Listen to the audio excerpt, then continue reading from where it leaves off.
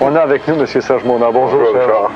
Bon, moi, en fin de compte, pour bien situer ceux qui nous regardent dans le contexte de ce rapport-là, des journalistes américains m'avaient envoyé un dossier. C'était le programme du ministère de la Justice des États-Unis et du ministère de la Défense concernant l'établissement des camps de concentration. Les journalistes qui m'ont envoyé ça m'ont fait savoir que le dossier n'avait jamais été publié au complet aux États-Unis. Il y avait le directeur du Oakland Tribune en 1976 qui avait fait un article sur un des paragraphes, en fin de compte, concernant ce dossier-là. Malheureusement, une semaine après, sans qu'on sache pourquoi, il était mort. Donc, le document original en anglais, qui était en caractère très serré, n'a jamais été publié intégralement aux États-Unis. Et lorsque les journalistes m'ont envoyé ça, ils m'ont demandé, ils ont dit, écoute, ça, j'en aimerais savoir ce que tu en penses, puis que tu puisses faire des vérifications sur un dossier qui est réel et qui est croissant en même temps.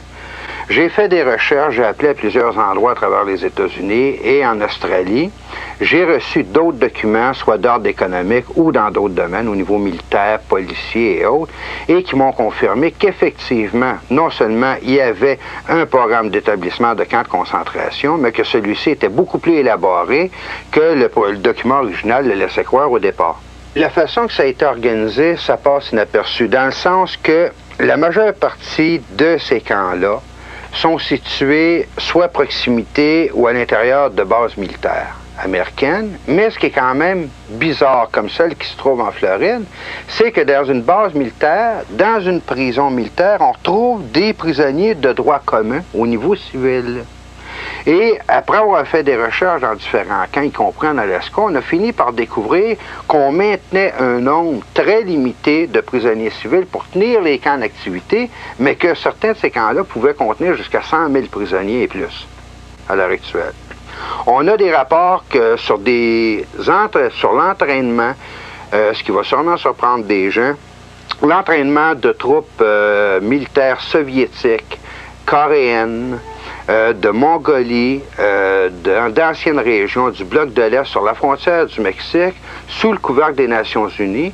Et ces troupes traversent la frontière mexicaine, américaine et canadienne sans jamais être badrées par les gardes frontières. On a juste à poser, bon écoutez, sécurité ou secret d'État, et à ce moment-là, plus personne n'ose parler de quoi que ce soit. D'accord? Le fameux complexe militaro-industriel et américain, qui a continué de grandir et qui s'est drôlement accru en importance, surtout pendant la guerre du Vietnam, est un gouvernement à l'intérieur du gouvernement américain, mais un gouvernement aussi indépendant avec toutes ses structures, excessivement puissant.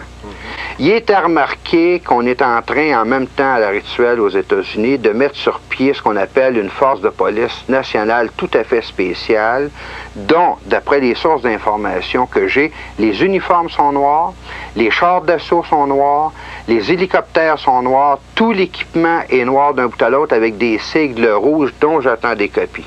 C'est un triangle rouge, effectivement, avec supposément 3 sets renversés qui correspondaient à des 6, tout différents, tout dépendant de l'angle sous lequel on le regarde. L'ex-agent de la CIA a confirmé qu'effectivement, toutes les sources d'information dans la revue étaient réelles. Et il a aussi manifesté son énorme surprise à savoir comment ça se faisait qu'un journaliste canadien puisse posséder autant d'informations que ça, surtout sur des sujets qui n'ont jamais été publiés nulle part, qui ne sont pas connus des populations. La façon que les plans sont mis sur pied aux États-Unis, de sources sûres, avec preuve à l'appui, on sait que par le biais des Nations Unies, on veut instaurer un nouvel ordre mondial pour l'an 2000. Milieu 1999 en 2000, avec un énorme spectacle cosmique, ainsi de suite, toute la patente pour être sûr d'impressionner les gens. De toute la planète. De toute la planète en même temps. Ça explique beaucoup, en fin de compte, les voyages de la navette spatiale et tout ce qu'ils sont en train de faire dans l'espace. Mais pour revenir aux camps de concentration, les camps de concentration sont organisés de manière à servir à la première étape de camps de rééducation pour tous ceux qui ne seront pas d'accord avec l'établissement d'un nouvel ordre mondial. Et il faut dire que toutes les techniques utilisées ou expérimentées entre la CIA et la médecine militaire aux États-Unis vont faire l'objet d'un prochain dossier que je vais publier là, après celui-là dans le courant de septembre. et qui va démontrer en profondeur toutes les manières dont ils vont s'y prendre pour faire des lavages de cerveau, briser la personnalité, rééduquer les gens en fonction qu'ils soient capables d'accepter un nouvel ordre mondial, même s'ils ne veulent pas l'accepter. Ils sont rendus très loin au niveau de la recherche technologique dans ce domaine-là. Oui, mais il y a un seul problème, c'est que le gouvernement mondial qui va s'instaurer s'instaure dans une orientation précise qui n'est pas à la faveur des populations, qui est ni plus ni moins qu'un régime communiste, mais à l'échelle mondiale.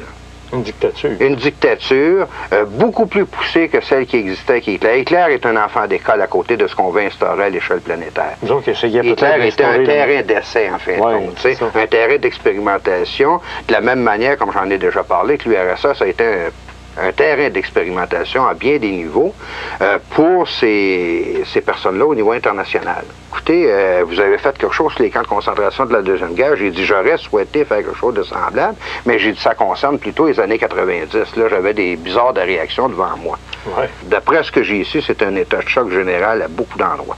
Oui, mais d'un autre côté, c'est très difficile d'essayer de faire passer un journaliste pour un paranoïa quand que le journaliste en question arrive avec des preuves et des références qui sont vérifiables. Deuxièmement, si un journaliste à l'époque de 1930 avait poussé une enquête aussi loin que ce dossier-là, à cette époque-là, ça aurait changé beaucoup de choses. On a vu des fous qui ont tiré sur des filles à Polytechnique. À partir de là, on a fait des pétitions. Il faut désarmer les gens, il faut désarmer. Alors, si on s'apercevait que c'est vrai tout ça, comment on pourrait empêcher ça? La chose de première importance est la diffusion de l'information à la base. Deux, par la conscientisation, par la diffusion de l'information, ça ne pourra pas faire autrement que de créer un scandale et de faire des pressions sur les hommes politiques en place.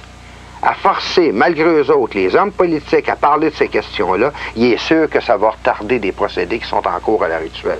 À l'heure actuelle, ils ont la voie libre à tous les niveaux parce que, au départ, les gens ne sont pas conscients de ce qui se passe. Leur plus grande peur est que les populations deviennent conscientes parce que ça va être beaucoup plus difficile de l'instaurer parce que les gens vont commencer à s'organiser par eux-mêmes à ce moment-là. On a dérégionalisé sur toute la planète et on a juste à regarder les cartes, en fait, compte géographiques de 1930 au niveau agricole et les cartes géographiques au niveau agricole de 1990 pour se rendre compte de quelle manière on s'y est pris au niveau planétaire pour ramasser les gens au niveau des villes. Leur enlever tout moyen d'indépendance. D'autonomie. D'autonomie, d'indépendance. Le premier but du gouvernement mondial, soit en désarmant les gens, soit en les ramassant à l'intérieur des villes, c'est de les rendre dépendants, absolument. Il n'y a rien de pire pour eux autres que des personnes qui sont autonomes et qui sont capables de se débrouiller par eux-mêmes. Il y a des fraudes invraisemblables dans le milieu pharmaceutique à l'heure actuelle. J'ai reçu des documents là-dessus et je vais en parler dans d'autres émissions à un moment donné où les compagnies, les multinationales pharmaceutiques s'organisent de manière à ce que les médecins privilégient des médicaments et les prescrivent à des gens, même s'ils n'en ont pas de besoin, afin de faire fonctionner ces compagnies pharmaceutiques-là et dans un autre temps, pour que ces gens-là soient dans une espèce de léthargie sans être capables de trop réagir. Écoutez, ça va bien, on est calmé, on ne connaît pas la source, par exemple, de nos problèmes, mais au moins on est calmé pour être capable de les supporter. Non, mais personne non plus aime se faire conduire ou se faire diriger contre leur volonté. Et c'est ce qu'on est en train d'instaurer à l'heure actuelle. Je vais te dire une chose après des documents que j'ai reçus dernièrement.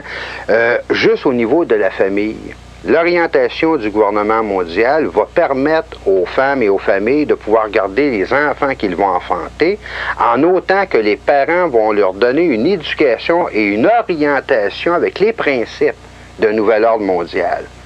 Toutes les familles ou les femmes qui ne seront pas d'accord de donner une éducation semblable selon les principes établis internationalement, à ce moment-là, les enfants vont être enlevés pour être éduqués dans des centres spéciaux. Et à l'intérieur duquel, on va voir exactement qu'est-ce que le nouvel ordre mondial privilégie, encourage comme orientation et de quelle façon qui s'est organisé par la manipulation psychologique des populations à leur faire croire que les valeurs qu'ils possédaient auparavant sont maintenant des valeurs dépassées. C'est pour ça qu'on appelle ça nouvel ordre mondial, nouvelle forme de pensée, nouvelle orientation, nouvelle technologie. Tout est nouveau, donc, par rapport à quelque chose qui est considéré comme ancien. Et c'est là que c'est dangereux, parce que si on regarde une des choses qui a été faite au niveau de l'instauration de ces camps de concentration-là, c'est qu'on a même commencé à changer le système judiciaire aux États-Unis, et semble-t-il au Canada aussi, de manière à ce que la personne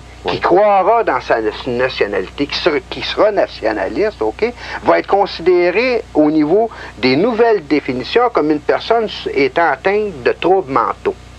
Et les lois sont organisées de telle manière que la personne qui aura soit des croyances religieuses, la personne qui croira dans sa nationalité ou dans ses traditions, on va la considérer comme une personne atteinte de troubles mentaux et potentiellement capable de violence à cause de ça, parce que venant, en fin de compte, d'une tradition passée par laquelle ces choses-là ont déclenché de la violence à travers l'histoire. Et à partir du moment que cette personne-là est considérée comme, juste considéré, il n'y a rien de prouvé, là, on lui enlève tous ses droits pendant une période de 90 jours. Elle n'a plus droit à avoir un avocat pour se défendre. Tous ses biens sont saisis, les comptes de banque sont gelés, tout, et à ce moment-là, on peut faire ce qu'on veut avec la personne. Elle n'a même pas la possibilité de se défendre. Et ces lois-là sont à l'heure actuelle en vigueur aux États-Unis. Et c'est ce qu'on est en train de faire. Tout est en place à tous les niveaux. On est en train de tout instaurer, de changer le système judiciaire, les lois, sans que les populations s'en rendent compte, parce que pendant ce temps-là, on leur donne du pain et des jeux. On leur donne des loteries, on leur donne n'importe quoi pour qu'ils ne prennent pas le temps de réfléchir, de voir qu'est-ce qui se passe. C'est ceux qui veulent instaurer le nouvel ordre mondial. Par exemple, au niveau des Nations Unies, ceux qui font partie de la commission trilatérale, si on veut mettre des noms comme Rockefeller, Rothschild, les Illuminati, la franc-maçonnerie internationale, ce sont eux qui sont en train d'installer ce nouvel ordre-là.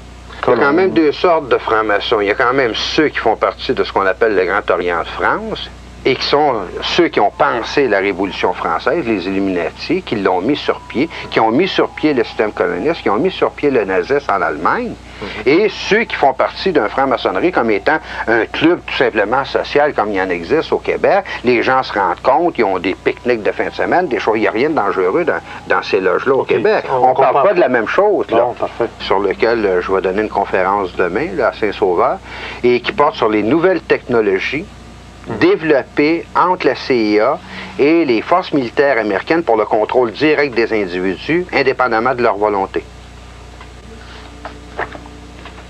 Merci, Serge Monard.